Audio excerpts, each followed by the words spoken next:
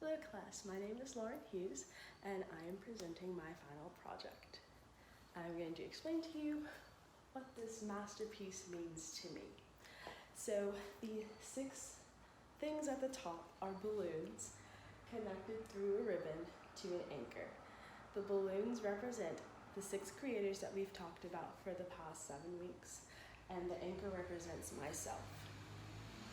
Written on each ribbon, there is something that is either a similarity or a difference. As you may see, there are 2 colors for the ribbons, 2 different color silvers, and I chose that because I wanted to represent the similarities with a lighter color silver or gray and the differences with a darker silver or gray. Each creator is represented with a different color because they all have something different about them that makes them special, and I use the colors to represent the different specific special thing that they have going on that I recognize during our readings. The first person that I decided to talk about is Mary Shelley, the creator of the Frankenstein stories. And on her ribbon I wrote, "Inspiring others despite a world full of critics and skeptics." Now, in the time when Mary Shelley was writing the Frankenstein stories, it was unethical for a woman to expect to do anything other than create a home, mother children, and that's it. And she created this phenomenal story that only men could create in her time, and she did hide that at a certain point, but eventually she grew out of that and she decided that she was going to be her own person. She was going to be her own storyteller, and that is the reason why I gave her the color green. Green is a representation of growth.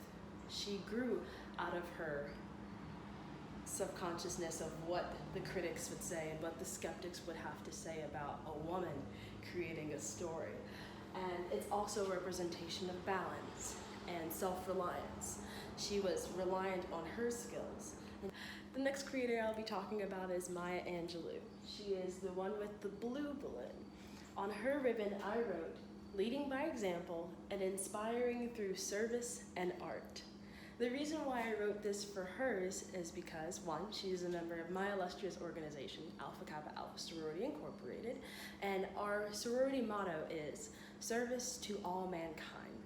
And me and her alike use our world of arts to serve the outside world, and we use what we bring to the table to inspire artists alike ourselves and non-artists to serve as well. I used the color blue for her because blue means communication and clarity, and she has always been a very level-headed person.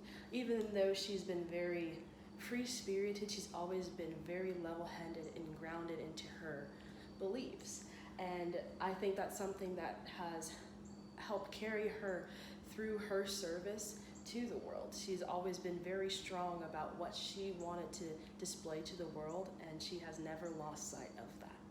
The next creator I'll be talking about is Isadora Duncan. I wrote on her ribbon a quote from her, "You were once wild here. Don't let anyone tame you." I wrote this very obviously because she is a creator that could not be tamed. And she lived her life as she wanted. She believed what she wanted. She felt what she wanted, and she loved who she wanted. As an atheist, as a communist, and as a bisexual woman in the 1800s, she did what she wanted truly. I gave her the color gold because gold is a color that represents luxury and extravagance and, of course, triumph. Throughout her time on this earth, she went from basically a single parent household that was very poor and having to provide for her family at the young age of 10 to touring through Europe and selling out shows and performing for the elites in their homes. And that's why I chose the color gold for her, because after she got a glimpse of how it felt to be in the limelight and how it felt to live amongst the luxurious, she strived to continue to keep that in her life. And she was triumphant until her gruesome end. Creator is Muriel Rukeyser. I chose the color orange for her because it's a very pessimistic color, and in her poetry we get a glimpse of how she was as a person, although not very much is known about her. And on her ribbon I wrote a quote that describes exactly what I mean. It's a quote from her poem, An Effort at Speech Between Two People. I stood at a steep window at sunset, hoping toward death. In the poem, she says that she felt this at the age of 14. And at the age of 14, not very many people can say that they contemplate suicide. And in her poetry, it seems that that is a recurring theme, that she was just unhappy with her life and unhappy with the way that things turned out. Despite her nice upbringing and unfortunate termination of relationship with her parents, she just was not a very happy person. She always kind of lived a pessimistic life, and that led her more into politics, and that's why a lot of her poetry that we have today is centered around the political problems that were going on in that time. The next creator I'll be talking about is Anna Halprin. She has been my favorite creator that I've talked about for this entire term. Reason being is because she is considered the creator of the postmodern dance movement. And as a postmodern dancer, I am forever in debt to her. I chose the color red for her because red is a color of passion, determination, and ambition. And that's exactly who she was as a creator. On her ribbon, I wrote, decided to be her own type of dancer with her own style of dance. Anna Halprin did not like ballet. And in a time where ballet and modern dance, the Isadora Duncan method, the Martha Graham method, was the only type of dance that you could take, she was unhappy with it. And her mother, in an attempt to leave the ballet world, put her in Isadora Duncan's class, and she still was unhappy with it. And so she then created her own style of dance, her own form of movement that made her feel good, that brought her joy and reminded her why she loved to dance so much. And that's the reason why I chose red for her, because she had this vision in her head and she created it, and she never lost sight of what she was doing to create a new form that anybody could do. And postmodern dance is all about very pedestrian movement that is for everybody. And she made sure that her style of dance could be for everybody and could be for anybody at any stage in their life. My last creator for today is Annie Dillard. I chose the color magenta for her because it represents practicality and balance. But to contrast that, on her ribbon I wrote, rough around the edges and a very intense personality. In her biography, it says that she's always had a very intense way of looking at things, and she's always been a little bit of a diamond in the rough. In high school, she was caught smoking cigarettes and constantly hung out with large groups of guys and wore trousers, which is very unlikely for women to do in her time period.